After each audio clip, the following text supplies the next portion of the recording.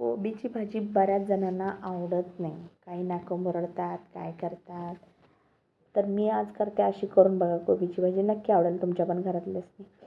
तर बघा कढई तापायला ठेवली. त्याच्यात तेल टाकलं 2 चमचे. तेल टाकल्यावर जिरे मोहरी टाकली. मिरची टाकली, हिरवी मिरची. हिरवी मिरची टाकल्यावर त्याच्यात टाकला मी कांदा. कांदा पण चांगला परतून घ्यायचा.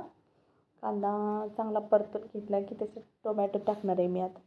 टोमॅटो टाकला. टोमॅटो चांगला शिजू देत म्हणून त्याच्यावर मीठ टाकणार आहे मी थोडंसं. मीठ टाकलं की टोमॅटो लगेच परततो. तर मीठ टाकलं त्याच्यावरती. ते चांगलं जरा परतून घेतलं 2 मिनटं. आणि मग त्याच्यात कोबी चिरून घेतला होता. चिरून धुवून घेतला होता मी आणि बारीक चिरला होता छान.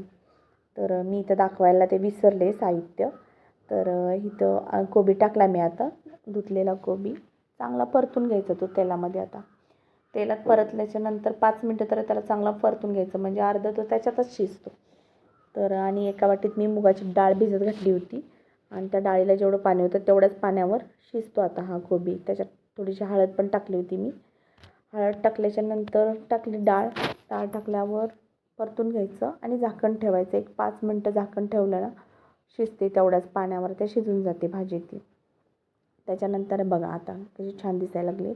त्याच्यानंतर टाकली मी कोथिंबीर टाकली, छान परतून घेतली आणि झाली भाजी तयार. तर याच्यासोबत खायला चपाती करणार होते.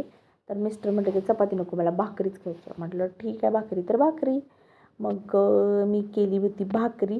तर भाकरी पण एवढी छान झालेली की फुगून टुम झाली होती. तर होतातच माझ्या तशा भाकरी चांगल्या. आणि गावाकडची पोरगी आहे हो म्हटल्यावर होणारच की. तर बघा आता कशी टुमटुमीत फुगते एकदम. बघा मस्त झालेली की नाही.